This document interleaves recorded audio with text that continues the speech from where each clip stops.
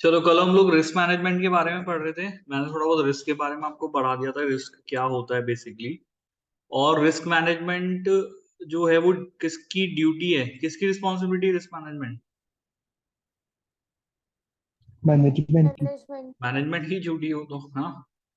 और इसके लिए अब कॉर्पोरेट गवर्नेंस कोड है। कॉर्पोरेट गवर्नेंस कोड कह रहा है कि भाई board must monitor the company's risk assessment internal control system annually. A risk committee may be established to perform this role। अब ये कह रहे हैं कि भाई बोर्ड का काम है कि रिस्क असेसमेंट को मॉनिटर करे और इंटरनल कंट्रोल सिस्टम्स को एनुअली करे, और इस चीज के लिए एक रिस्क कमिटी जो है वो बनाई जा सकती है। रिस्क कमिटी के बारे में पढ़ लेते हैं। The risk committee will be responsible advising the board of the company on the company's risk appetite. Appetite का मतलब समझते हो क्या होता है? वर्ड सुना है किसी ने? एपेटाइट वर्ड का मतलब क्या होता है? What is appetite? जल्दी बताओ, कोई बताएगा मुझे? नहीं पता एपेटाइट वर्ड का मतलब किसी को भी?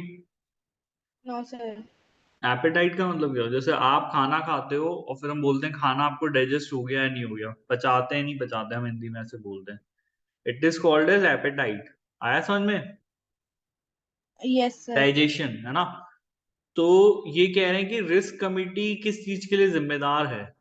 रिस्क कमिटी जिम्मेदार है कंपनी की रिस्क एपेटाइट को। कहने का मतलब कितना रिस्क कंपनी अब्सॉर्ब कर सकती है, कितना झेल सकती है रिस्क, है ना।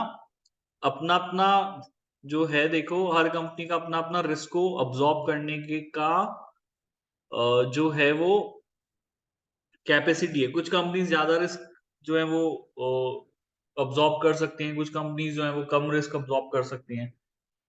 ये डिपेंड करता है कि भाई आप कितनी स्ट्रांग आपके फाइनेंसेस हैं। अब देखो, आप सोचो भी जिस कंपनी में ज्यादा पैसा उधार का रखा हुआ है, आपने बिजनेस अगर बहुत सारा पैसा उधार लेके किया, तो उस रिस्क, उस कंपनी में लॉस अगर हो गया, तो उस कंपनी के बंद होने की संभावनाएं ज्यादा होंगी, क्योंकि भाई जिन लोगों से भी लोन लिया है they want their money back any how. तो वो बोलेंगे कि भाई आपके एसेट बेचो, लिक्विडेट करो कंपनी को, और हमें हमारा पैसा चुकाओ। यस और नो? हाँ या ना?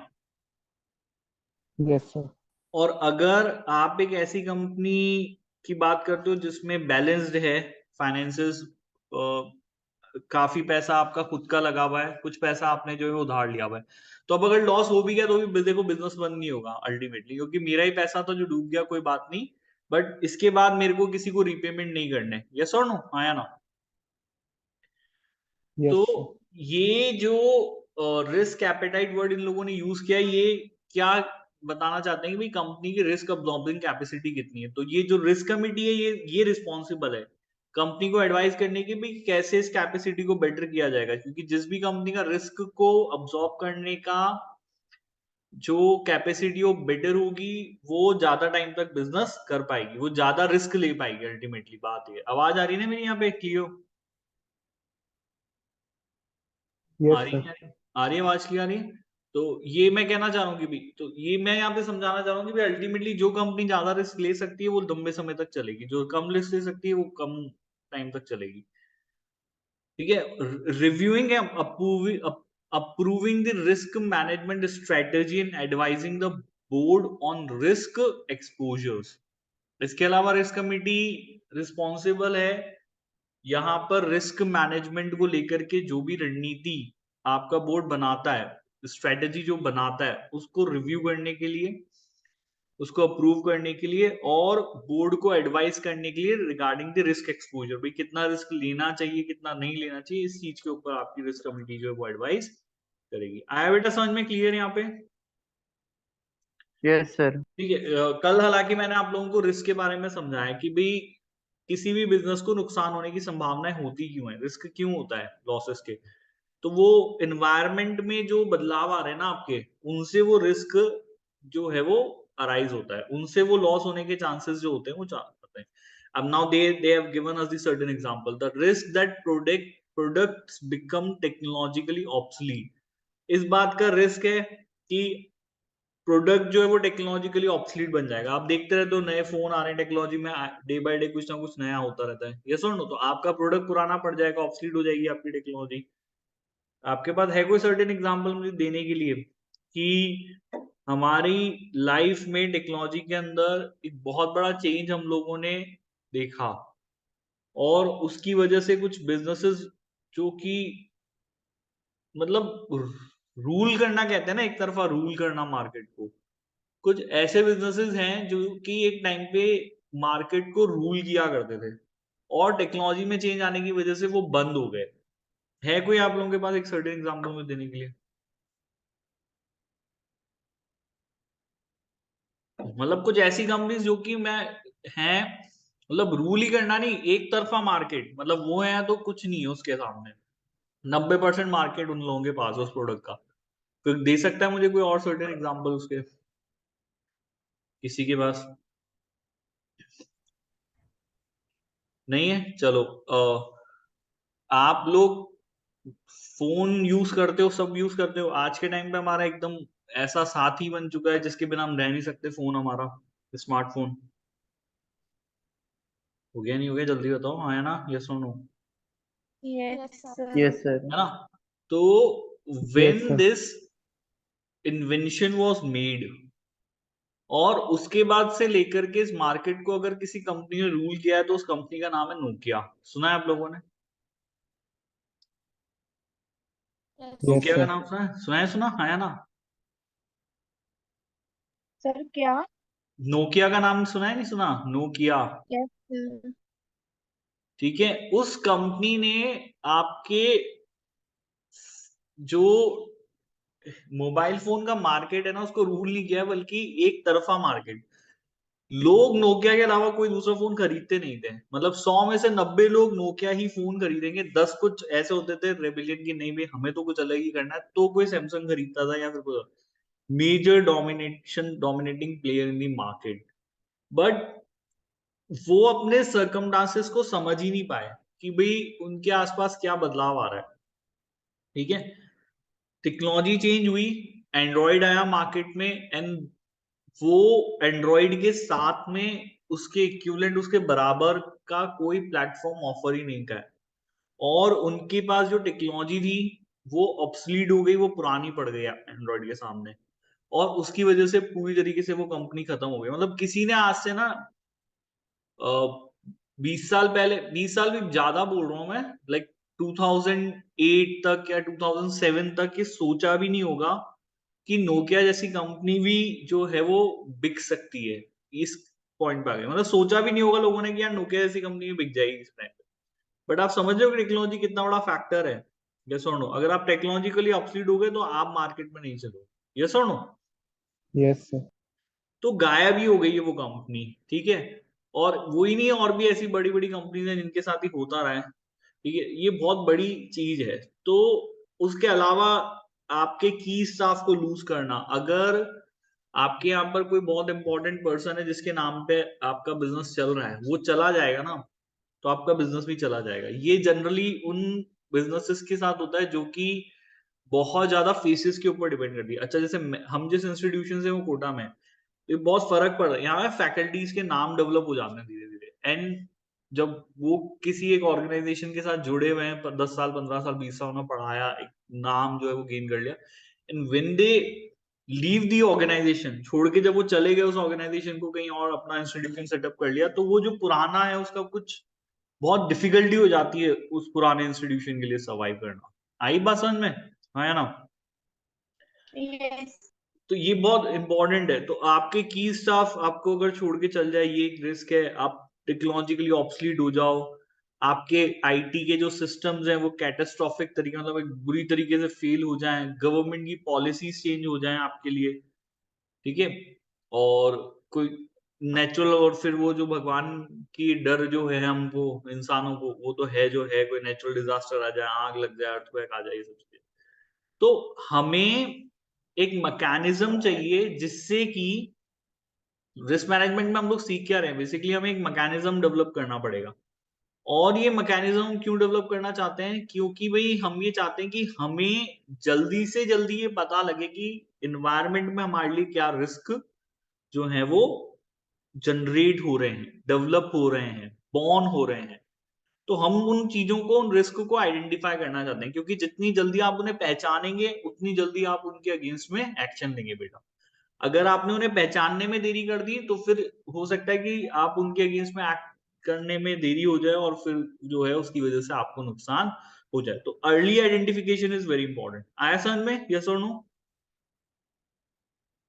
बात मेरी? Yes, sir.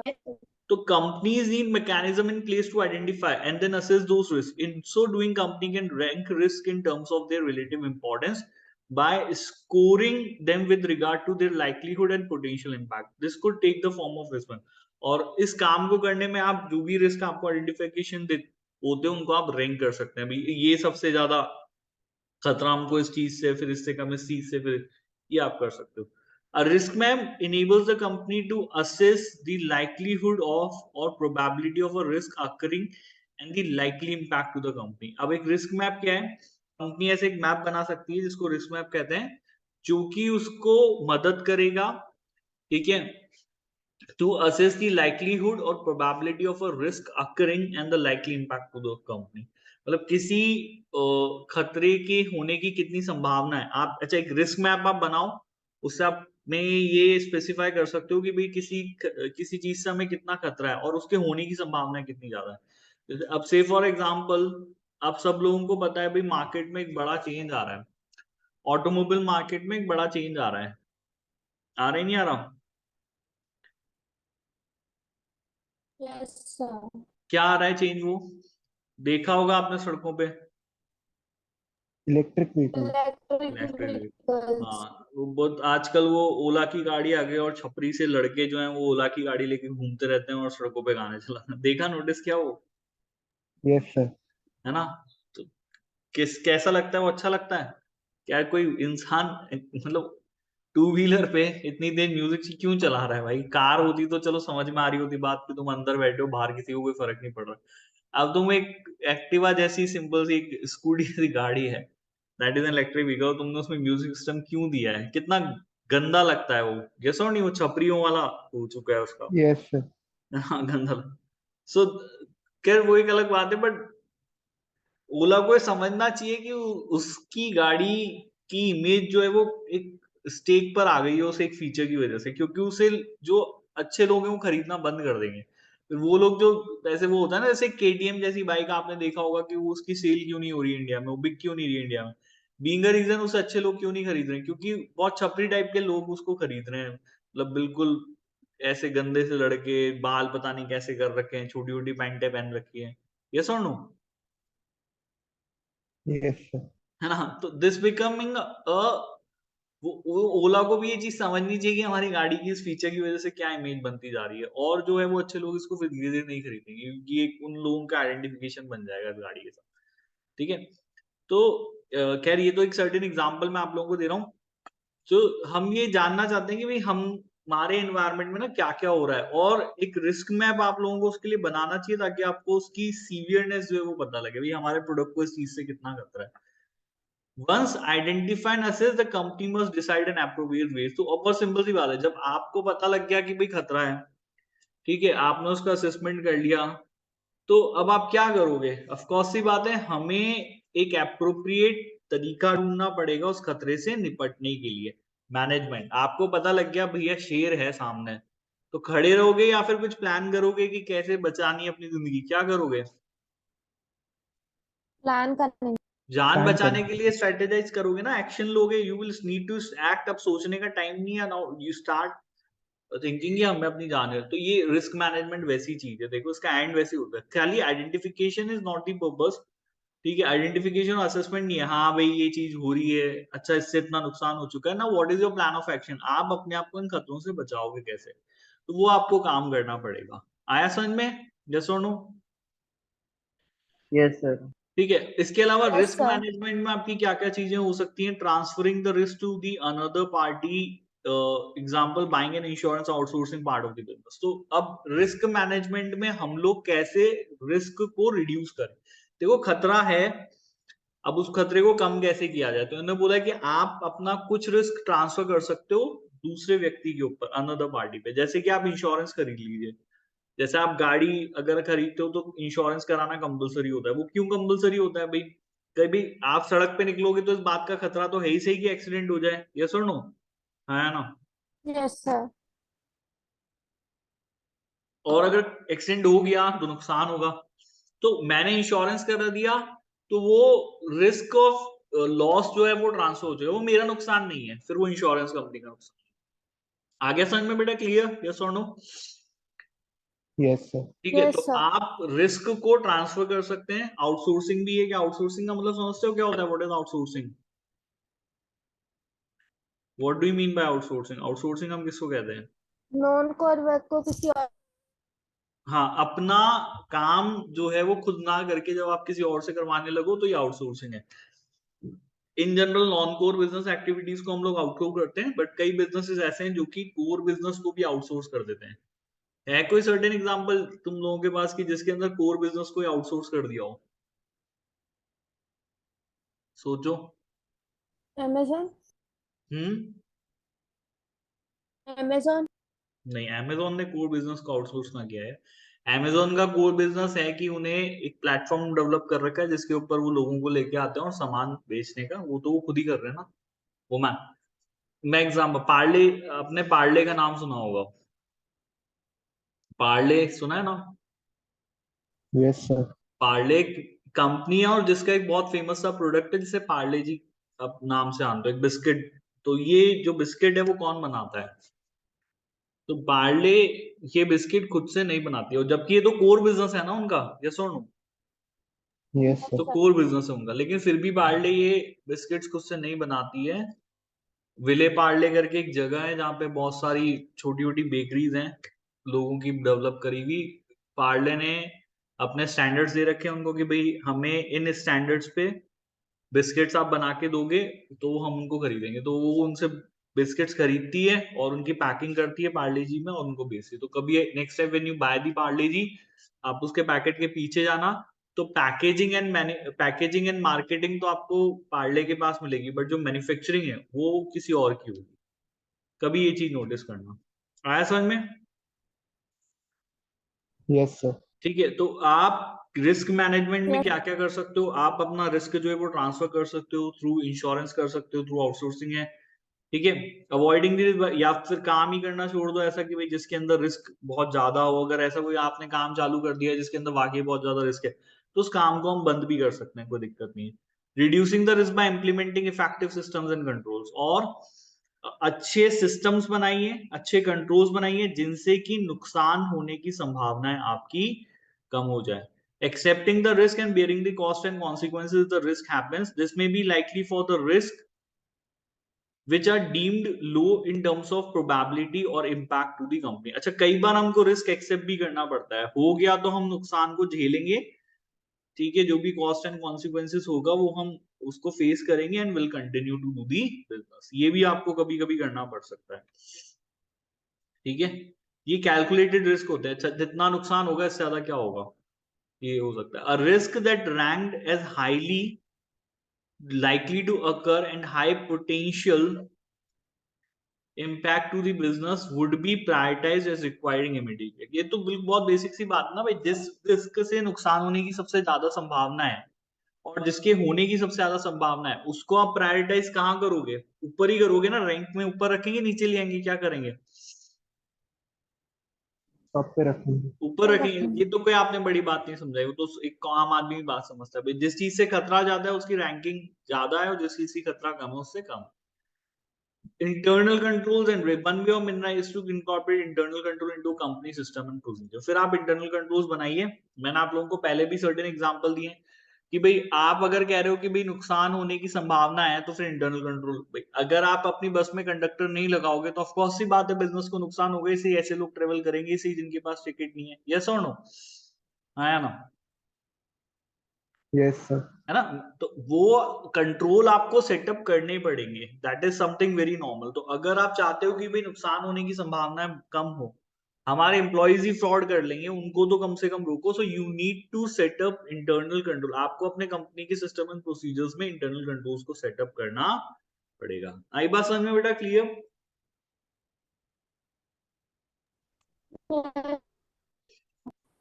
कोई डाउट यहां तक, जल्दी बताओ। No, No, sir. sir. ठीक है। डायरेक्टर की रिस्पॉन्सिबिलिटी, हाँ भाई मैनेजमेंट का पार्ट हो, आपकी रिस्पॉन्सिबिलिटी है इंटरनल कंट्रोल्स को इम्प्लीमेंट करने की और उनकी एप्लीकेशन एंड इफेक्टिवनेस को मॉनिटर करने की। The risks considered by the management are numerous. They come from both external and internal sources. अब रिस्क देखो बहुत सारे हो सकते हैं, वो आपके बिजनेस के बाहर भी हो सकते हैं, वो अंदर भी हो सकते हैं। मेन एम जो है वो रिस्क मैनेजमेंट का to protect the business from the unforeseen circumstances that could negatively impact the profitability of the company and stop it achieving it strategic goals. आ गया बेटा समझ में? क्लियर है यहाँ पे? Yes sir. ठीक है। ऑडिटर्स यहाँ पर आप इंटरनल कंट्रोल सिस्टम को डिजाइन और इंप्लीमेंट करने के लिए जिम्मेदार नहीं हो, ये काम मैनेजमेंट का है। ऑडिटर का काम इनकी इफेक्टिवनेस को असेसमेंट करना है, हमारा काम तो बस असेसमेंट करना है। देखो बनाओ आप, हम ये असेस करेंगे कि ये इफेक्टिव है या नहीं है, क्या ये फ्रॉड्स और एरर्स को रोकने में सक्षम है या नहीं है। मशीन आप बनाइए, हम तो बस ये देखेंगे क्या ये थ्रेट को जो है वो रिड्यूस कर रही है नहीं कर रही। आगे समझ में? यस और नो? Yes sir. ठीक है। तो ऑडिटर का काम तो असेसमेंट करना है कि भाई जो मटेरियल मिस स्टेटमेंट का रिस्क है फाइनेंशियल स्टेटमेंट में, उसको ये कंट्रोल्स जो है वो रिड्यूस कर पाते हैं या नहीं कर पाते। They incorporate this into the overall auditor assessment. तो आप इस असेसमेंट को करते हो जिससे कि आप ये डिसाइड कर पाते हो कि आगे फर्दर हमको कैसे काम करना है। अच्छा, अब ये ISA 265 क्या है भाई? यहाँ पर ISA 265 एक standard, international standard of audit का एक स्टैंडर्ड है नंबर, जिसमें ये बताया गया है कि अगर इंटरनल कंट्रोल्स में कमियां हैं, तो भाई कमी है तो किसको बताओगे? किसकी जिम्मेदारी है इसको बनाना? मैनेजमेंट की जिम्मेदारी है बेटा। किसकी जिम्मेदारी है?